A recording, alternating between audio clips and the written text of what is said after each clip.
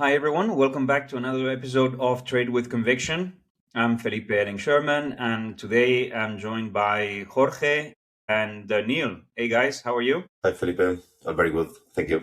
So yesterday you guys had an amazing webinar. I think it was like 250 people that joined or something like that. I don't know, but it was quite impressive. That goes to say that actually what you guys have to say is important, but also that there's a lot of demand for knowledge of what's going on right now, way beyond just the geopolitical tensions. But there's been a lot of movement in the market, physical, freight, futures, after a period of, I would say, 2 weeks where everyone was in sort of like holding motion, wait and see, also exhaustion after 2 months of heavy volatility and risk off.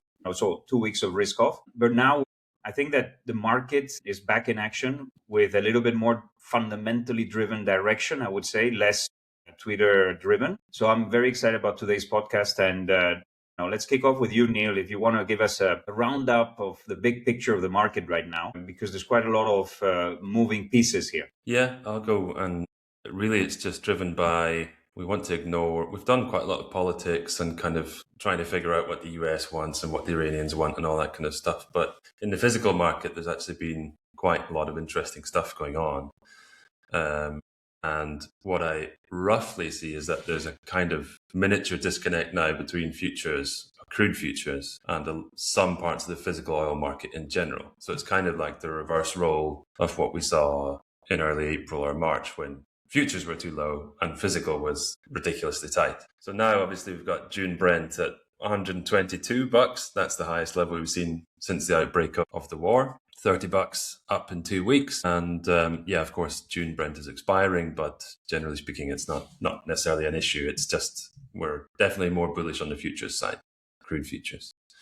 So apart from all the politics, and I think that the futures level is driven by the headlines this week as well, it's becoming quite clear that this thing will drag on and the US is interested in more military options and things like that.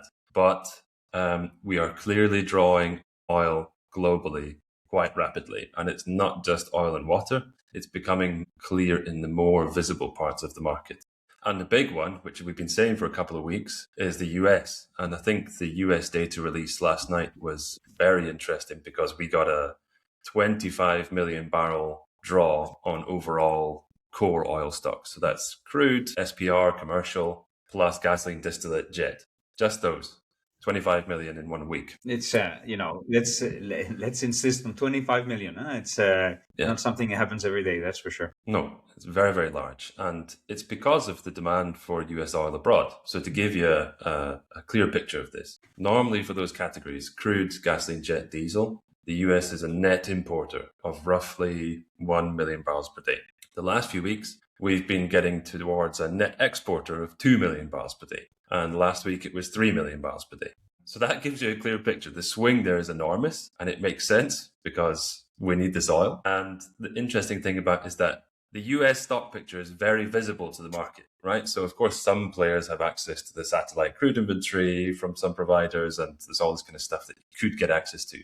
But everybody has access to the US stock picture. And that for me raises awareness of what is happening much better than the niche kind of data sets, let's say. And it's consistent with everything else. You can see on social media, lots of people are posting charts. There's stock draws in China, there's stock draws in Japan, in the rest of Asia. Fujairah stocks are extremely low. That's mostly products. And we, of course, know that oil and water was drawn already quite a lot. So all this is very consistent with an enormous problem. And I think it's becoming slightly clearer that the physical impacts are actually very big. So the question is, why doesn't physical look as tight as it did? And there I want to point towards things we've talked about already, the east-west spreads. And guys, we know east-west gasoline is quite weak. Diesel is quite weak relative to March. Naphtha is quite weak relative to March and parts of April. The physical crude diffs are down. So we had North Sea diffs at something like plus 20 a few weeks ago. Now they're in the single digits. We've got sort of 40s at plus 9 and things like that. And I think what's happened here is that we've got kind of this cycle that started. So what happens is when people, at the start of this crisis, when people start to look at a 15 million barrel per day hole, you just go long and that's the nature of price action, right? It spikes. in the physical. And the reality is now setting in where we've got this sequential problem. It was a 15 million barrels per day hole, but in terms of commercial availability, it's not quite as big yet because we've pushed some oil from west to east. That's helped Asia. We're pushing out SPR from the US. We're pushing out SPR from China, from Japan, from South Korea. And we had some demand loss, probably, particularly in Asia. And all this has now started to basically mean that we're not pricing the maximum pain in the physical market that we priced at the start of the war.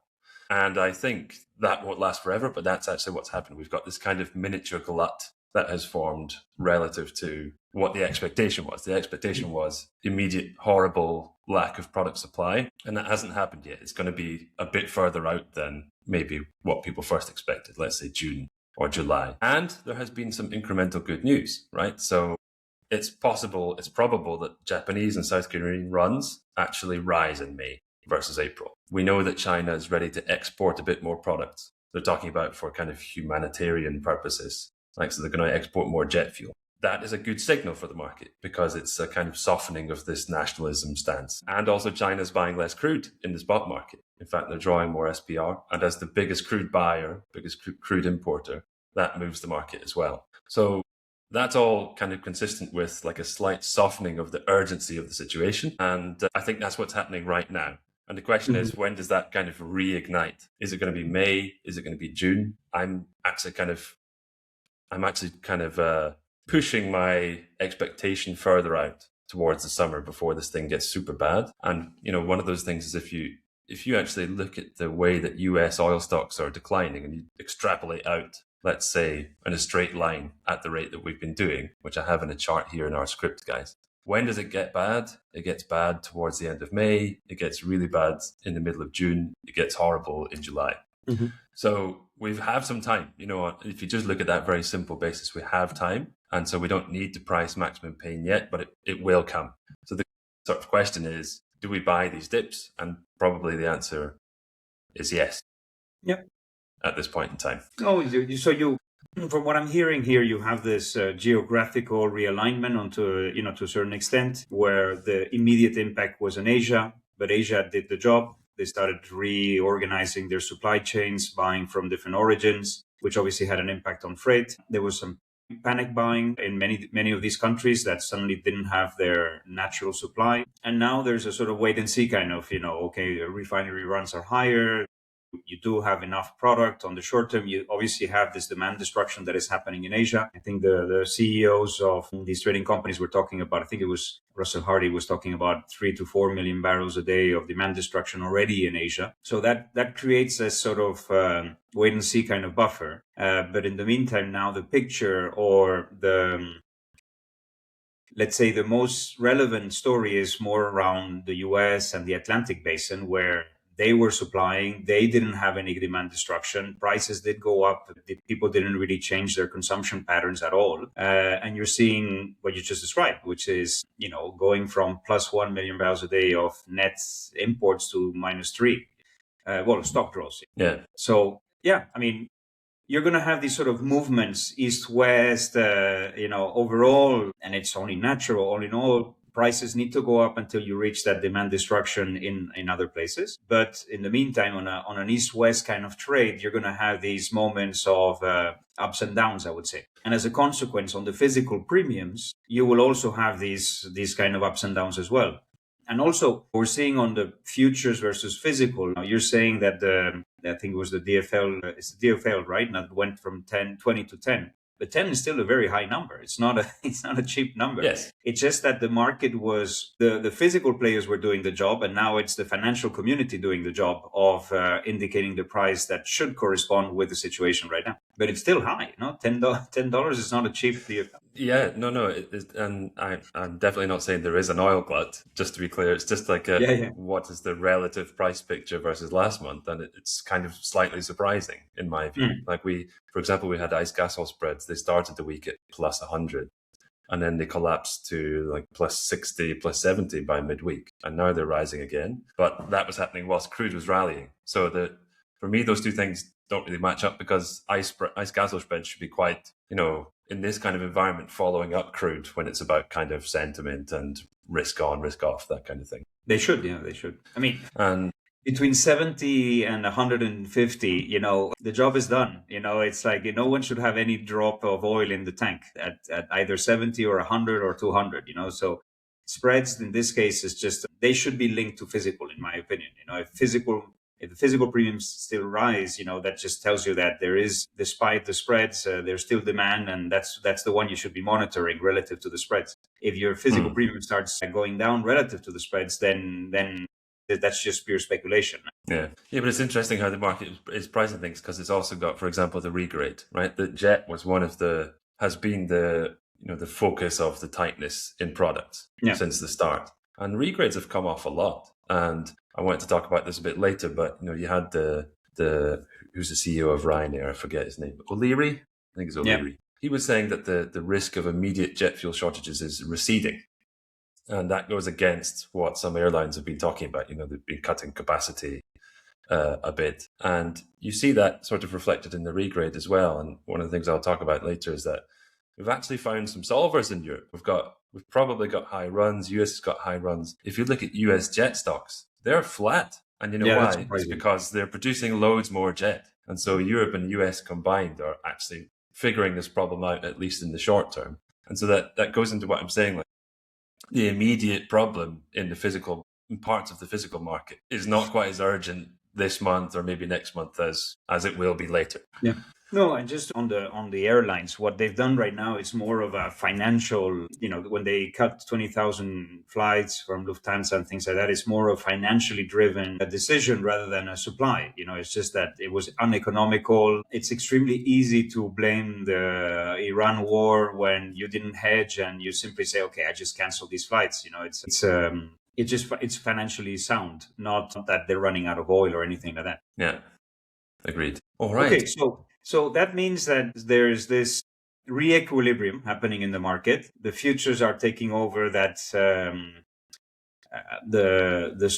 how do you say this? The responsibility of pricing correctly rather than the physical. The East-West there's this refocus before the story was Asia, now the story is more the US. What else can you tell us? What happens next? Yeah, I think the natural thing to say now is we need to get more concerned about the West in certain ways. The US oil stocks, I've been saying it for a little while, a couple of weeks, have probably been a bit early and therefore wrong. But US oil needs to kind of price itself incrementally out to market.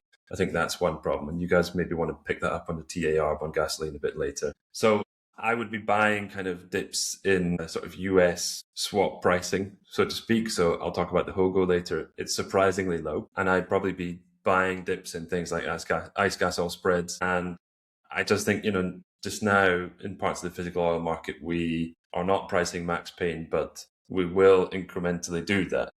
Just think, through May, it's maybe not quite the right time. But as we get in towards the summer, when also demand starts to rally, that's when we need to be conscious of that might be the target for spikes in the physical market and also probably in paper as well. And I think product shortages at the retail level probably won't happen in most places in May, at least not where it counts. I had that already. You guys started to talk about this a little bit before we recorded. The OECD is almost the place that matters because you can measure the stock levels. Whereas the non-OECD, Africa, parts of Southeast Asia, you can't measure much there. You can't measure their demand or stocks. So it's kind of like it gets ignored a little bit by parts of the market. And so I'm getting concerned about OECD rather towards the middle of the summer. The only thing is I wonder how much we will also start to trade more sentiment as well. So if you look at crude futures, $120, what if we head to 150? Then it's difficult to argue the physical market will also completely ignore that. I know that from crude diffs perspective, it has to follow eventually the structure in ICE Brent, right? You can't have $15 in terms of time spreads and the Brent diffs do nothing. Like physical will actually also reflect the kind of sentiment in paper as well. And that's the kind of risk towards saying that May will be relaxed. So yeah, we'll see on that. So yeah, Neil, I agree. What really matters, unfortunately, I'm not on a humanitarian basis. What I'm going to say is horrible, but what really matters is just OECD. At the end of the day, you end up in a market where when you have 10% less product and you need to restabilize that supply and demand, meaning that you get 10% less demand, that's not going to happen in Europe or the US. It's just going to happen, or Japan or Australia. It's just going to happen in the poorer countries. The richer countries will just have to pay up to the point where the poorer countries cannot. To a certain extent, that also explains this move on the East-West. The focus point at the beginning was the East, and now it's moving more towards the West, where OECD countries are. And they were supplying the product at the beginning. Now they're running out of product themselves. They will have to pay up, and that trend will continue. Now, Jorge, let's move on to gasoline. And I know you wanted to start talking about TA and things like that, but maybe let's start with the East-West, because you and I had a debate about this. My argument here, which is not a fundamental, I'll let you explain your argument in a second, but the argument here is that, for me, we've seen East-West collapse to levels that are below the pre-war scenario after the spike, the highest spike we've ever seen on East-West ever. $8 a barrel counter seasonally. And the question is, will it bounce back from here? When I look at the situation in the Russian crisis in 21, etc., the East-West actually in Q3 was dramatically low. I think it went all the way down to minus 16 or something like that. Why? Because at the end, you need the oil, and the ones who's going to pay up more are the US, is Europe. And again, US represents, I think it's like 35 to 40% of gasoline consumption globally. So they will pay up. And if that means that the East-West that Asia needs to supply the US, they will. And that's my point of view. On a fundamental perspective, maybe you can explain why perhaps there's a potential for recovery here. But Yeah. So we have two different arguments. The first one, I think it's very clear. Like US is the biggest market for gasoline, and we are heading into the peak for summer driving season. So that's a good argument, and the ability to purchase in an environment of scarcity. And then on the other way, if you look at the arbitrage perspective, well, first of all, during this week, we had the news from China resuming gasoline export for May. So that has been obviously bearish for every East-West, because also involves distillates. And then on an arbitrage perspective, last week we talked about, since the beginning of the war, Western origins started to price into Eastern outlets. Mm-hmm. And we've seen with this huge East-West downtrend how this is changing. Obviously, we have AG almost out, and Singapore and China are the ones that have to deal with all the lack of supply coming from the AG. So we saw Singapore as the cheapest source of supply into Pakistan. We talked about this last week, also into Mexico. And this trend keeps going. So right now it's Singapore the cheapest option into Australia, where US Gulf Coast has been the cheapest for a while. So if this trend persists, if East-West keeps weakening, we will go to an environment. Well, the next outlet would be East Africa, that now belongs to ARA. Singapore would be the cheapest if we keep seeing East-West falling. And this will give us an environment where, if hormones remain closed, you have no supply from AG, and Singapore and China, they have to deal with all the loss of supply. So they have to cover all the Eastern outlets, even the ones that can switch sometimes to the West. So for me, this gives you a scenario that points to, let's say, some support for the current downtrend in the East-West. But we have these two arguments. No, exactly. So my point is, at the end is, yes, everything you said is absolutely right. Okay, but if you look at the Singapore market, what does Singapore supply? Because again, Singapore is not a consumption center. It's just a hub, and then from there you blend and you export somewhere else. Where do you normally export? Well, sorry to say, but you normally export to poor countries, or poorer countries than others. Okay, except for maybe Australia. So the key question is, one, is China going to be exporting as they normally do? Because a lot of the Singapore gasoline components or products are coming from China. So that's your supply side story. And your demand side story is, can the Indonesians, Malaysians, and all these other Philippines, etc., pay more than someone else? That is the other debate. So fundamentally driven, I agree. Asia is too cheap. Asia, in this kind of circumstances, when maybe you now have a little bit more supply from China, but it's not, how long will this last? It's a question mark, it doesn't make any sense for you to be exporting when a month ago or 2 weeks ago, you were like, it's the end of the world. We don't have any product. But the point is that, and that's my argument, is that if the stock levels, as we saw in PAD 3, I think last week, in gasoline, PAD 1 that hasn't imported in, any drop for I don't know how long, at some point, those guys are going to be back in the market saying, hey, I'm here and I have my pockets full of cash. Give me product. And if that's my argument. In a world where you have 10% less production and less supply, unfortunately, the richer people will get the product and the poorer people will not. That's the point. Yeah. I think that, we can summarize this like if West keep growing, there will be a demand destruction in the countries with the less availability to pay a higher price. Yeah. Exactly. That's a good summary. Yeah, indeed. And it's been interesting to link this with West NAFTA because the trend has been the same since the announcement of the ceasefire 8th of April. The downtrend has been the same. It changes because the main buyers are Japan and Korea. So these economies should get the product that they want. Mm-hmm. I mean, if they compete, if the petrochemical industry in these countries compete with the petrochemical industry in Northwest Europe, they are going to be able to pay more.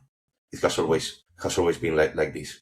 So I think there is, looking at these arguments, maybe more potential for a recovery in the East-West of NAFTA because we've seen a huge demand destruction on the petchem side from the very first day of the war. But I think right now there is more room to see supply destruction. So and apart from that, we are seeing constant attacks into Russia, mainly into Tuapse, which is the main NAFTA supplier. So we have another point to be bullish on East-West. And right now it's kind of the same that we have talked in gasoline.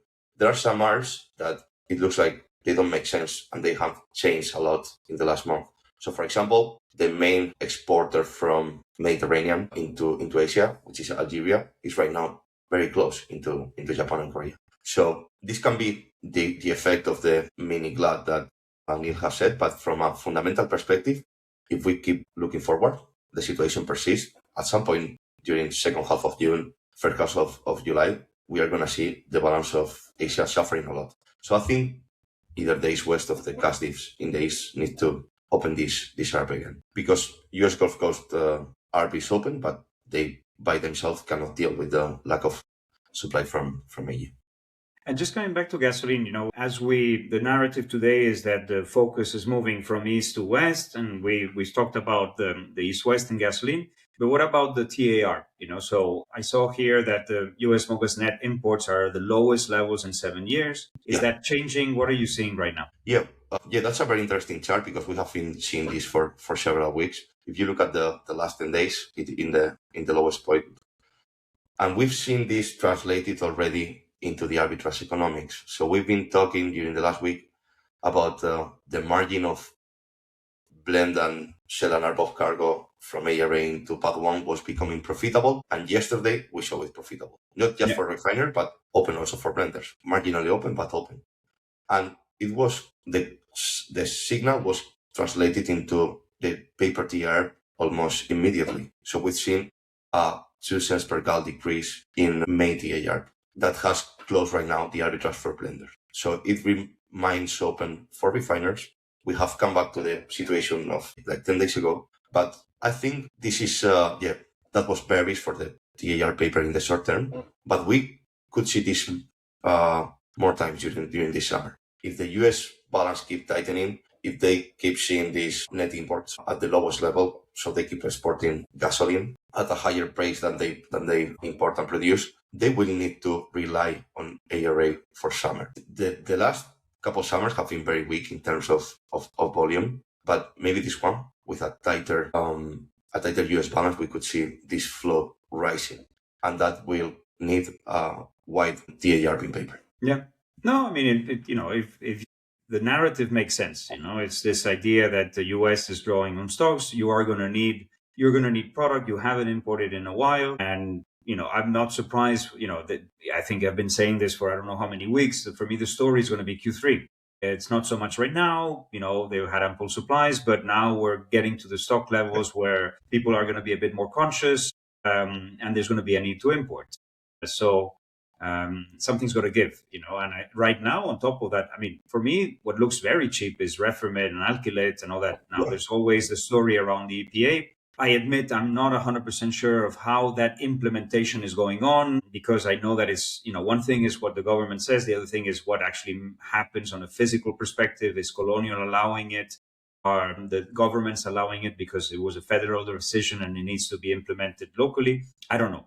The reality is that right now, Alkylate and Refermed, both in the US and in Europe, are extremely low. And it's providing this positive blend margins in ARA, which is the story that we had over the last 2 weeks, why it was capping spreads in a market where all the other spreads in the world were going up, but not gasoline spreads. But now, for me, the key indicator here is RBOB spreads. RBOB spreads are just, relentlessly going up, and the stock levels keep going down. And so for me, I would be buying Refermed and Alkylate here, but I like East. I look at the chart of East West in Q3, and what was it? Let me have a look. It was, well, I'll get back to you on that, but it was, I think that the levels during the Russian crisis, it went down all the way to -16. Can we see that? Maybe, why not? I wouldn't be surprised. Miles said, just because it reminds me, Miles was telling me something about Reformate. A potential reason for it being so weak was in a high flat price environment, Reformate's traded on a mass basis, and then you blend it on a volume basis. But because Reformate's heavy, it has to trade down. Does that make sense to you, Felipe? Or we can. Yeah, no, it's the escalation element. Yes, but the same thing. Yeah, no, it makes sense. It makes sense. But you wanna look for densities that are closer to the to 755, which is the sort of escalation density. That's true. But again, you could say the same thing about Eurograde, which is the closest thing you could buy instead of Refermed or Alkylate, and those are also quite cheap. Yeah. We're seeing it now. Spreads in ARA are going up, despite the fact that the blend margins in ARA are positive. So the narrative is there. The narrative is the Atlantic basin as a whole is running low on product, and something's got to give. And we're seeing that happening. And I think right now the story is not gasoline. The story is more diesel, jet, of course. But as we move into Q3, it's going to be some fun times for gasoline traders, I would say. Yep, I think we can close light ends with talking about cracks. We've talked about balances and flows a lot. Maybe let's do a comparison, as you said, Felipe, with 2022 on gasoline cracks. So if you look at the current gasoline cracks, IBOB, RBOB, Singapore 92, they are at the highest seasonal level in 10 years for May. Then if you look down the curve, if you look at June, July, August, there is just 1 year that were higher, and it was 2022 after the beginning of the war in Ukraine. The gap right now is very, very, very, very big. So from this perspective, like the only supply shock that we've seen recently, if we want to compare it with that, gasoline cracks have a lot of room to rally during the summer months. Sorry, but that's the crazy thing about the Russia comparison as well, like post-Ukraine. There was never really any oil at risk. Right? There was worries that the sanctions would kind of reduce Russian oil supply slowly, but basically everybody knew that Russian oil was going to just be flowing elsewhere in the world, and it was like all kind of geopolitical premium, and that hasn't showed up in gasoline cracks this time, even though so much oil is at risk, which is, you could talk about it in diesel cracks, gasoline cracks, whatever you want. But it's quite surprising, like the comparison with Ukraine, no oil was being lost, which is mental. Yeah, but this is the story. Again, we go back to what really matters, and what really matters is OECD. And let's not forget that the story here was Asia first, and then now it's becoming an OECD problem. But with the Russian crisis, it was from the beginning an OECD problem. It was a European problem from the beginning. Yeah. So that has an impact. So then what happens there is that you didn't really have a loss of supply, but you had that reorganization that needed to happen. Okay, and it did. But in this case, it's you do have a fundamentally bigger problem. But the initial story was not in Europe or in the US; it was in other places, and now it's becoming a story in Europe and the US. The argument here with Jorge is that of course, it all depends on when this ends, no? But if you listen to any kind of CEO of these big companies, they were not anywhere near any kind of solution. Yeah, the problem is actually bigger. And I found it interesting what you were saying about jet stocks in the US, that they're pretty much flat. And the argument there, I assume, is because that they changed the yield maybe in order to produce more diesel, more jet. Is that a fair assessment? Yeah. Yes, it's much more. Because, let's not forget the yields in the US versus Europe. In the US, it's like max gasoline. Correct me if I'm wrong, but if from memory, it was like 40-something% gasoline in the US, whereas in Europe, it's probably more closer to the 28, 30, something like that, right? Yeah. So you do have that potential switch of yields in the US that can have a dramatic impact on stocks. And if you look at the stock scenarios right now of jet versus gasoline, well, it sort of confirms this theory. And if you're a refiner, why wouldn't you switch yields like this? You would, and maximize diesel and jet at this stage. But gasoline needs to now say, hey, I'm back. It's summer driving season and I want my oil back, So I wouldn't be surprised that you have that sort of switch going on, or at least not a switch because both of them are tight, but a sort of battle between the two. Yeah, agreed. So middle distillates. Let's move on to middle distillates. Neil, I think you have a couple of trade ideas. You mentioned Hogo before. You want to elaborate on that? Yeah, I'll just go for disti and crude. I'll just go through a couple of ideas. So the one that I stick to, although I don't know if I've been too early, but it's been quite volatile, the Hogo. But I still think it's worth being long Hogo at this point in time, especially when you have, what's the Hogo this morning? I think it was 4 cents per gallon. Normally, or even a few weeks ago, it was trading more like 15. And it's the running theme that we've been talking about this whole last 40 minutes. You can see that the US inventories are getting drained. It's not so much a problem in pad 1 yet, but it's, I think, arguably more important is pad 3. And when you look at the state of pad 3 diesel stocks, they're already looking about as low as they historically can get. And it's only going to be a few more weeks of these kinds of draws before you're hitting commercial bottoms. And I think the Gulf Coast diffs and the Hogo are going to have to react to that. And so if I see a Hogo at 4 cents per gallon, I still think it's worth a buy. And the other thing on the other side of that, what's happened with the Hogo recently, it's declined a lot. I'm not sure why. It might be this kind of rumor that the US is considering export limits again, but it's opened up the Houston-Rotterdam MR ARBs. So there should be more flow from US to Europe in the immediate future. On the other side, European runs are likely to be quite high. People are thinking that they're going to surprise to the upside, not least because the margins are good again. And Europe also has the gas oil SPR to draw upon. So for me, it doesn't make sense that the Hogo is going to stay this low. I think it needs to trade up. And the main risk to that just now is, as I just said, it feels like from statements that the US administration might be thinking about the export cap again. I mean, Scott Bessent even had to come out this week and say, we're not thinking about it, which tells you that they were, or the market was discussing it. When you also start to see TI futures heading above $100, Brent going to 120, 130, I presume that increases the pressure on the US administration to do something quickly. And so I'm not a fan of kind of like timing the whole export ban thing, but I'm comfortable in saying the higher prices get, the more they must think about it, which is the risk to these kinds of trades, of course. The other one is the regrade. So the regrade is one where I don't feel super high conviction about it. It's partly for the reasons we've already talked about. But I think I would buy a dip ahead of summer. So you've seen that the regrades came off a lot in Asia. We were talking about plus $20 per barrel in Asia. Now they're plus $4. And Europe has seen something similar. And I just wonder if that is worth buying ahead of seasonal demand. So what's happened is we haven't hit the max import pain. We still imported some sort of oil and water essentially in April. And from May onwards, they're going to hit the peak pain from the import perspective. They used to import a lot from the Middle East. It's not going to be there. And the seasonality is for jet, just as you guys have been discussing for gasoline.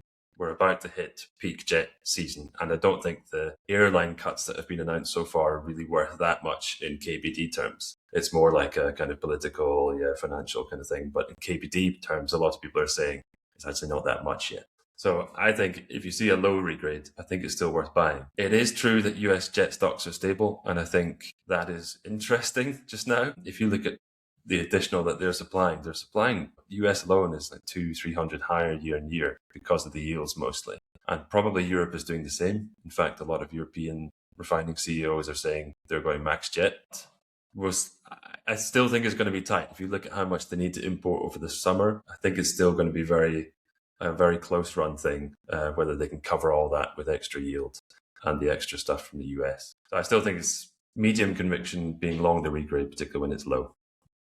Yeah, and the last one, it's the same as you guys. It has to be when you can basically afford the risk. I still think it's worth being long deferred diesel cracks, and that is, I just think there was too much incremental good news that hit the market, and that's things like, we will get a bit more runs from the Japanese, we will get a bit more exports from the Chinese, although the Chinese diesel exports have actually been very stable as far as I can see. It's jet and gasoline that have been low in April. So from the diesel perspective, there might not be any marginal increase. And it's just this sort of running theme. You can see US diesel stocks are getting really low.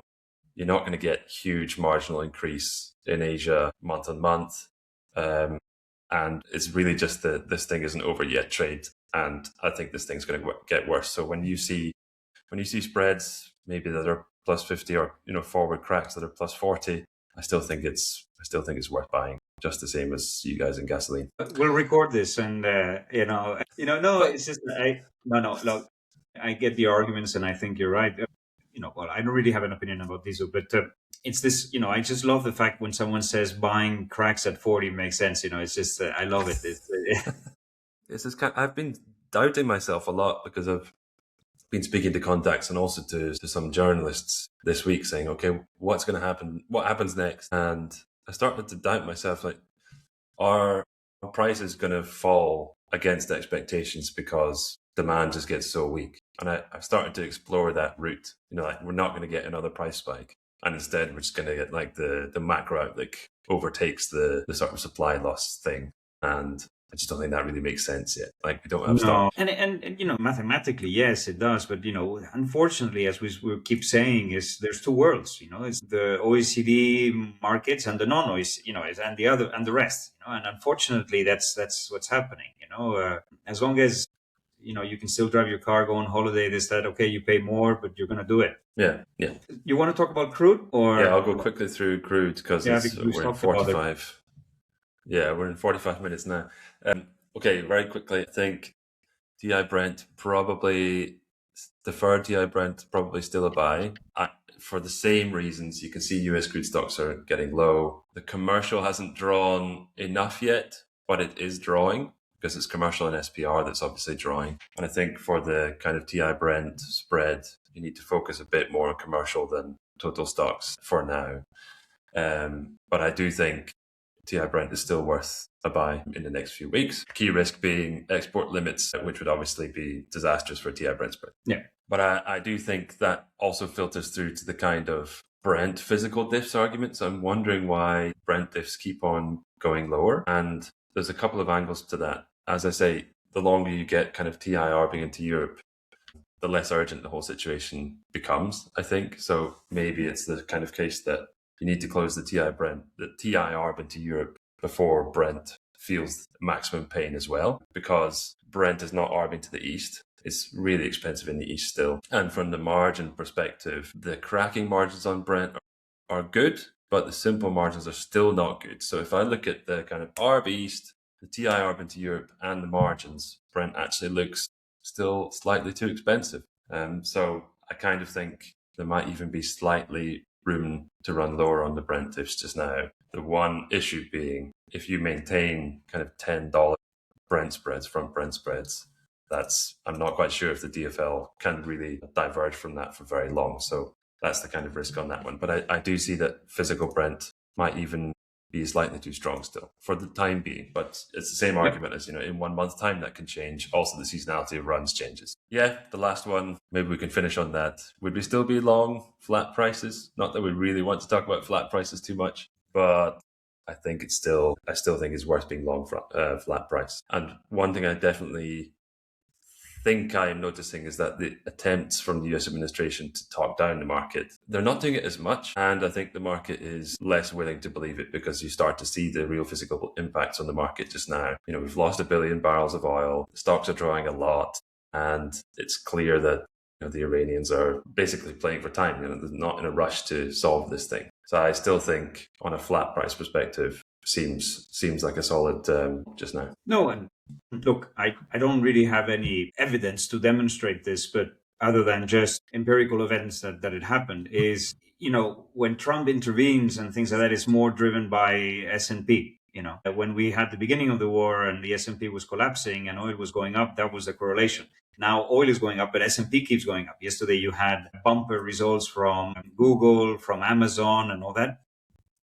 AI is still driving the economy, and people are, the S&P is still good. So if you start seeing the S&P collapsing, maybe he will start intervening again and talking about oil. I don't know. But we haven't seen that yet. As long as the equity market is behaving correctly and all that, then I don't expect him to intervene again. At least not on that side. I mean, he's just said yesterday this thing's going to take ages to solve the Iran problem.